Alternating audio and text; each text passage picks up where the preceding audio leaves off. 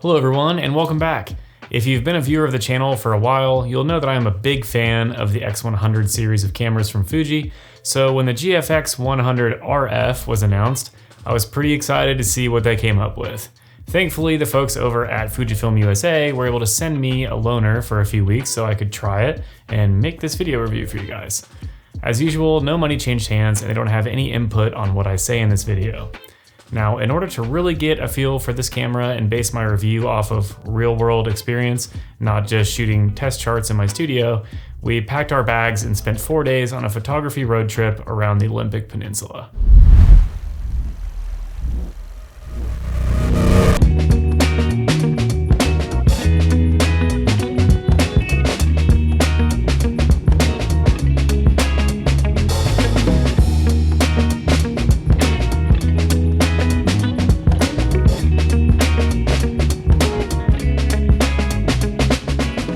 The first stop of the trip was a pizza place that we scouted on the route ahead of time. We tend to do this on all of our trips, try pizza from the most promising looking spot that we can find, and this one did not disappoint. A very delicious pie, highly recommend.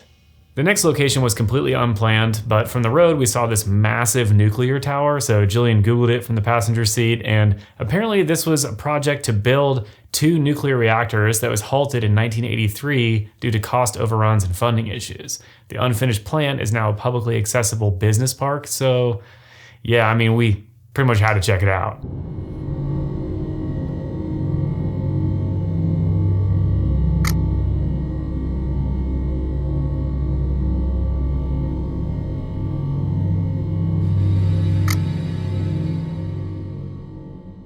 Just getting warmed up here with the first few shots of the trip, so don't judge me too hard. The camera felt very familiar since I'm used to handling the X100 series. I was surprised at how lightweight and compact they were able to make the body. I should also mention before we go any farther that I did not shoot any of the video footage on the GFX. I used my Sony a7S III and Jillian filmed with the DJI Osmo Pocket 3. Without IBIS on this compact of a camera, the tests I did with video were just incredibly jittery and not really acceptable for me, so I decided not to film with it at all, and I wouldn't recommend it as a hybrid camera. Which, in fairness, Fuji doesn't really push it as one, so no surprise here.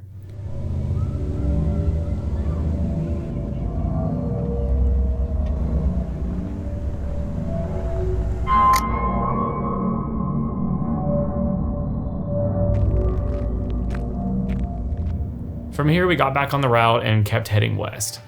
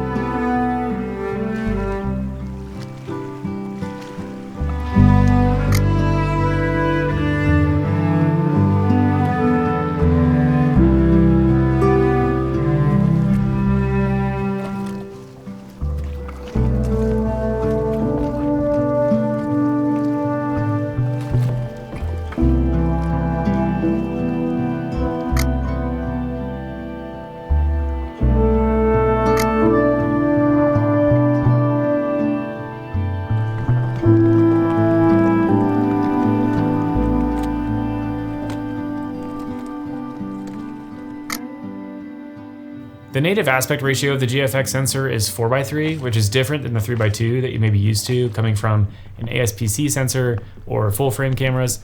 Personally, I really enjoy it. Sometimes I did crop it in post, like this photo here. And while we're talking about that, one of the unique design choices of this camera was the addition of the aspect ratio dial. This allows you to quickly, in camera, switch between different aspect ratio crops, which in theory is super cool and handy. However, if you're like me and shooting RAW, then it doesn't do anything. In order for this dial to work, you have to be shooting JPEG. You can choose to shoot RAW plus JPEG, but that's a little annoying because the files are already so large that it would just fill your SD cards up extremely fast. This is kind of the first big point that foreshadows my overall confusion over this camera and who it's for, but I'll get into that in my full thoughts and conclusions a little bit later. We started to lose hope about our sunset shoot as the fog rolled in, but we were pleasantly surprised as we approached Ruby Beach. No way it opened up that much. There's no way.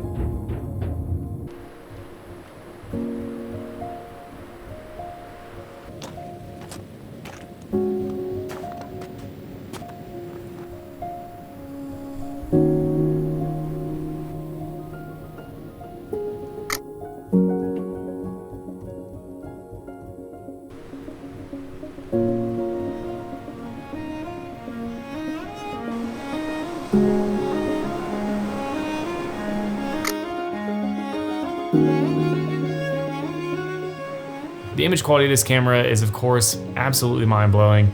As with the other GFX cameras, this is as good as it gets. This crop is a great example of that. The 28mm equivalent lens is plenty sharp and it has a really pleasing character.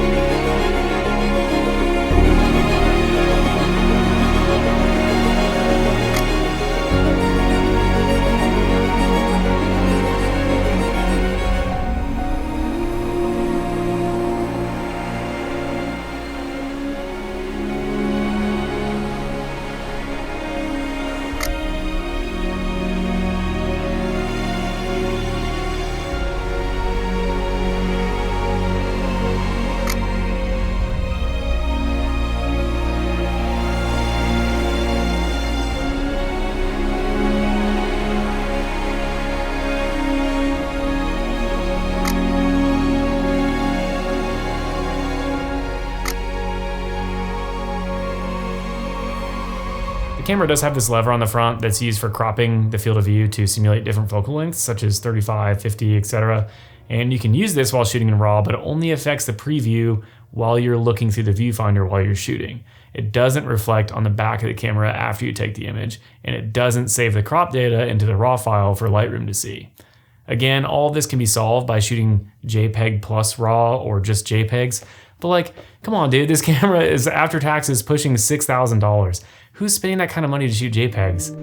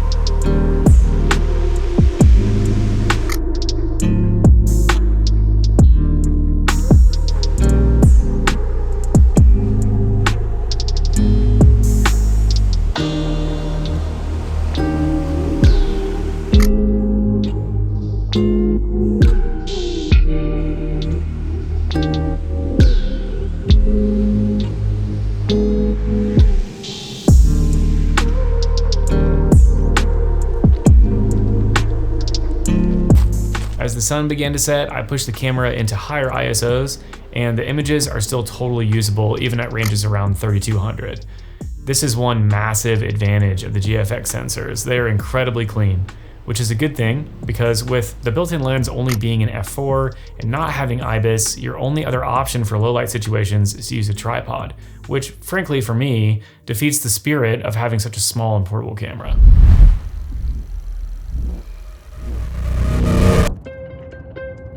It was a very foggy morning, and just a few minutes into our drive from the campsite, we saw a herd of elk out in the field, so we pulled over to take some photos.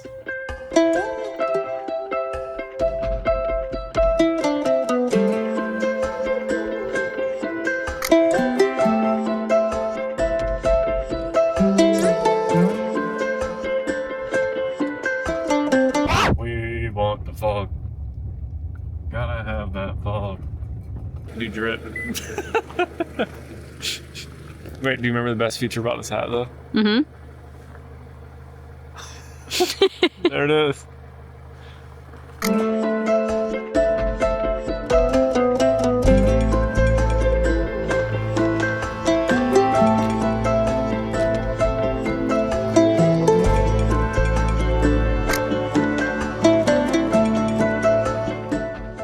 The peninsula has all of these dense forests with some really cool hikes that lead down to the beach, so we made our way to Second Beach and tried to make the best of the foggy conditions that we were dealt.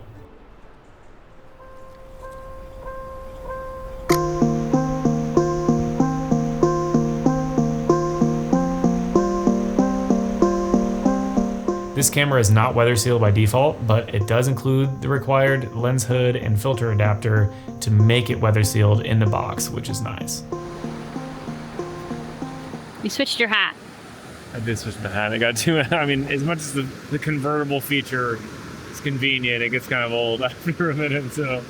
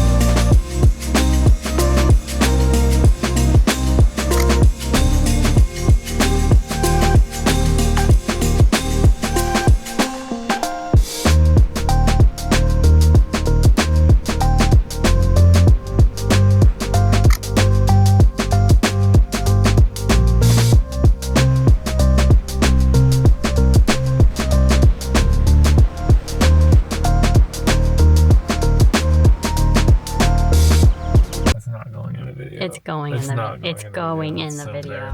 It's going. It's only because of you.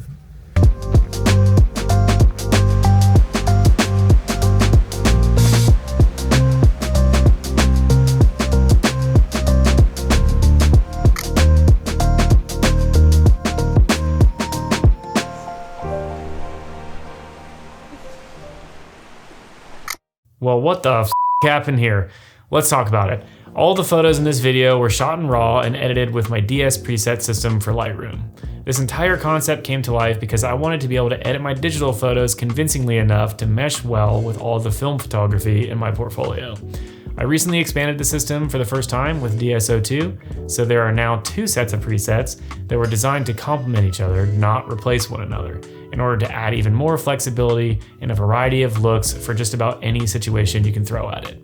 I even included this bonus not aerochrome preset, which can very quickly bring your photos into an entirely different dimension. There's a bundle now available where you can grab the entire system at once and save a bit of money, which is definitely the way to do it if you're jumping in for the first time.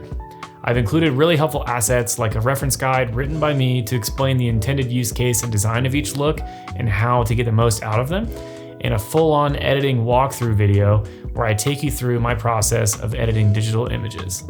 If you're interested in learning more, you can visit my website, which is linked in the description below.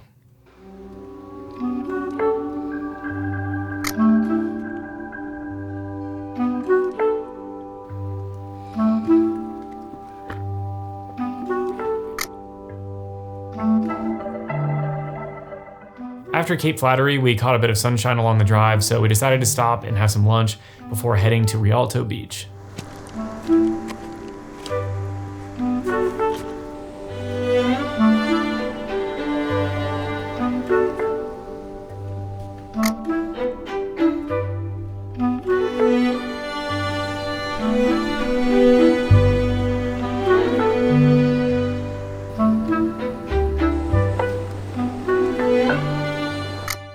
I got a little experimental here, just playing with motion blur to add some surrealism and mystery to an otherwise pretty obvious scene, and I'm actually pretty pumped with how these turned out.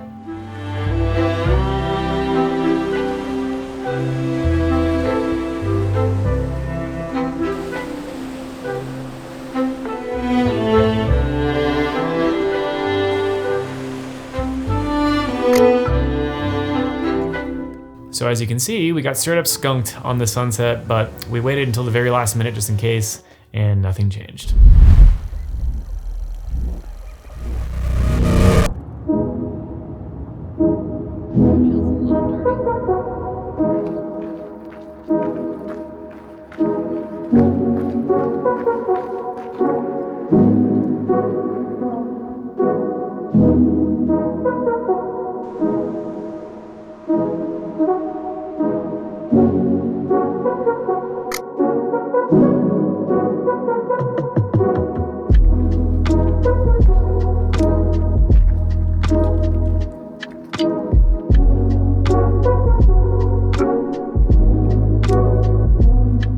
The sun never did shine much this morning, and thankfully we had a bit of color early on, but with it being as dark as it was, I was forced into using a tripod. We waited for a while to see if the sun would come out more, and it didn't really, but we did get a chance to spend some time with a group of very friendly ducks who weren't camera shy at all.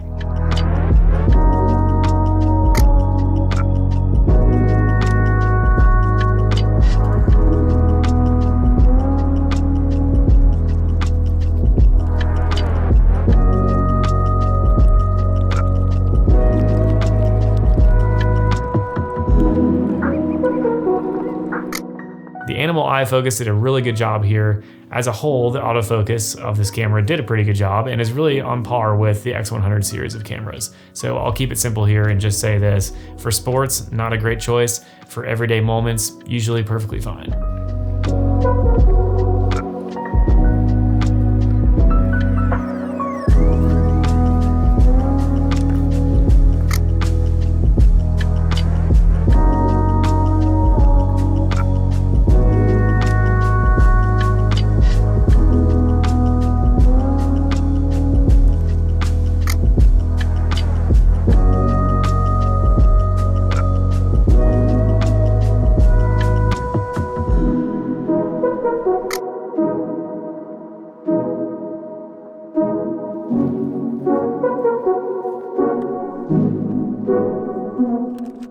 We had a quick bite to eat from the cooler before heading out on a short hike to a waterfall that we were really excited to see.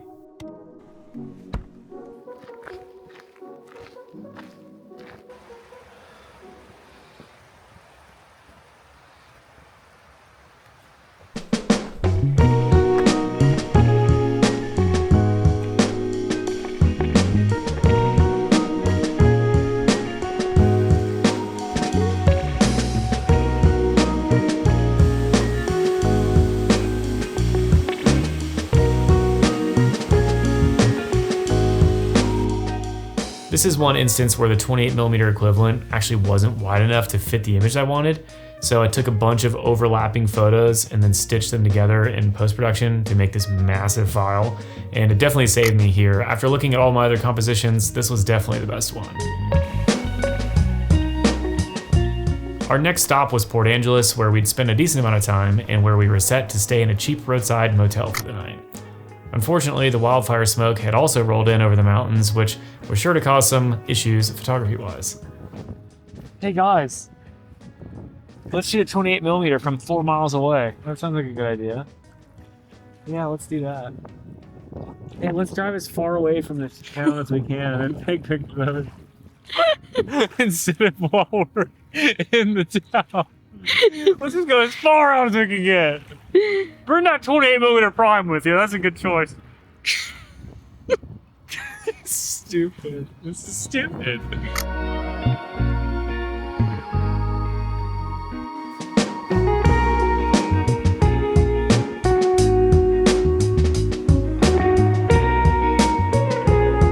Our motel was situated right behind what I thought was a very cool little photogenic scene.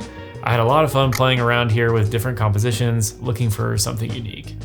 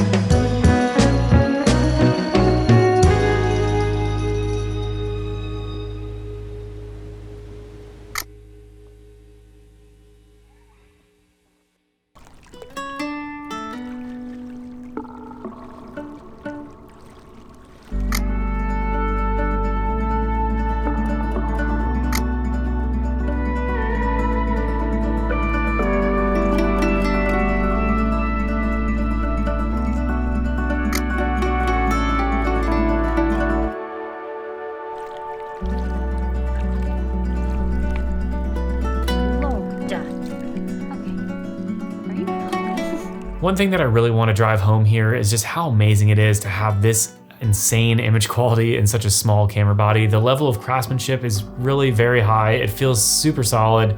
It's a truly beautiful device that doesn't get in the way or draw too much attention. And I wouldn't hesitate to carry this thing just about anywhere.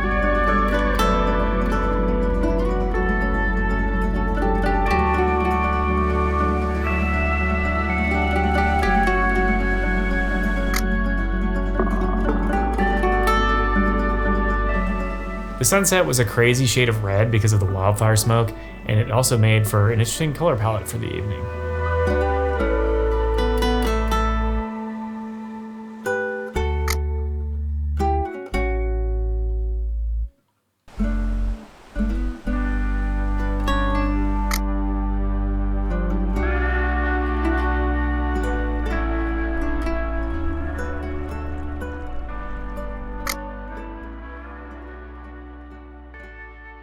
Later that night, I broke out the tripod again, and this time put on a 1/8 strength Black Pro mist filter from Tiffin because I wanted to shoot some neon signs and buildings around the wharf. And I will say, shooting vertically is unfortunately still a little bit of a pain on this camera because they've taken the X100 approach to screen design. It only tilts or flips up for horizontal shooting. It doesn't tilt on the vertical axis, which is to save size and weight, of course, but I'd prefer just having the functionality over the weight savings in that department.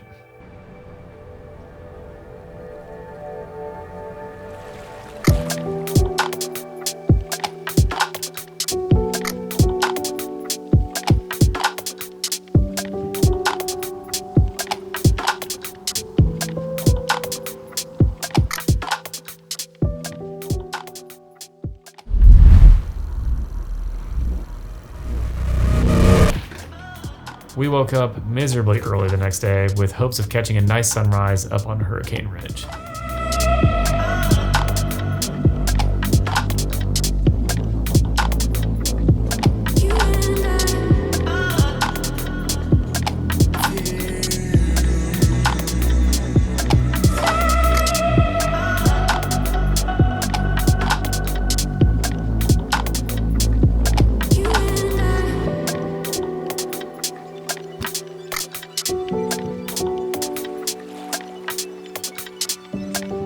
The wildfire smoke was super thick, with 2 C's that morning, so we couldn't see the mountain range much, but we tried to embrace it for what it was. After almost getting run over by a deer like Grandma on Christmas Eve, Jillian caught up to me just in time to see the people behind us get the shots of a lifetime while we were on the wrong side of the herd. I was pretty bummed that we walked down this path about 10 seconds too early, but the show must go on.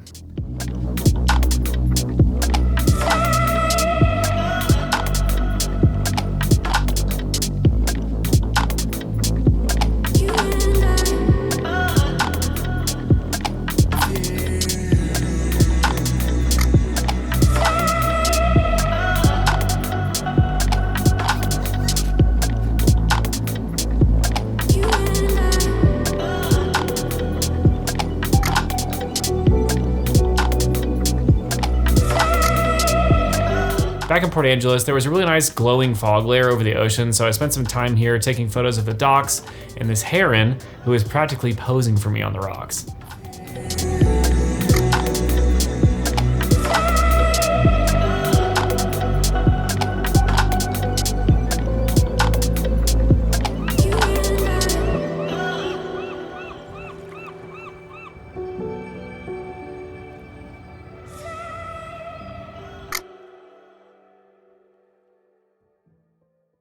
I had a lot of fun using this camera, and it leaves me a little conflicted, to be honest. I wanted to love this camera more than I do. It almost feels like they were targeting the wrong user group for this level of device. And by level, I mean the cost, the resolution requirements, the storage media usage, all of these things that are really mostly important and only applicable to professionals, not your average user. Yet the compromises made, things like having to enable JPEGs for the crop and aspect ratio levers to work, or the lack of IBIS, or the fact that this prime lens is only an f4, are all things that professionals would consider important, and in this case, kind of a downside. So I just don't understand these decisions, which in return makes me kind of question who this camera is for. I also feel like the lack of IBIS and f4 lens combo doesn't line up with the spirit of an everyday lightweight camera that frees you from the restraints of carrying a bunch of gear with you. In any situation that doesn't have much light, you're essentially forced into using a tripod or you're cranking your ISO. If you have to carry a tripod with you, it's defeating the purpose a bit in my mind. I'm not even saying it needs to be a combination of both of those things, like a fast lens and IBIS, but one of them needs to be there in order to solve this problem and keep the spirit of a small camera package alive.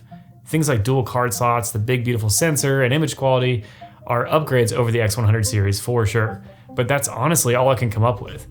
It may be a bit harsh, but I don't see the appeal of this camera at the current price of $5,600. Image quality alone and the extra backup of your data is just not enough. You're trading IBIS, an f2 lens, 6.2K video that is very, very good, and an overall smaller, lighter weight package for those two things. And the X100VI, even after the price increases over the past few months, is listed at $1,799. That's nearly $4,000 more just for the image quality increase, and I just don't see that being justifiable for most people. If you're a professional and you want the best image quality possible, you'll probably go with something like the powerhouse GFX100S2. If you're a more casual shooter, you'll probably go with the X100VI or another small portable camera. Not everyone will agree with this, I'm sure, and this camera might be a perfect fit for your needs in particular, which is awesome, it's fantastic, and I'm glad that this option exists for those of you out there. Do not let me discourage you. But to me personally, this is a rare miss from Fujifilm, and it stings because this is the one that I was personally looking forward to for a very long time. Well, I think that about wraps things up for this video. I hope you enjoyed it and found all the photo examples useful and interesting. If you aren't subscribed to the channel, I would really appreciate your support. It helps me out more than you know. And as always, thank you very much for watching. I really do appreciate it, and I will see you in the next one.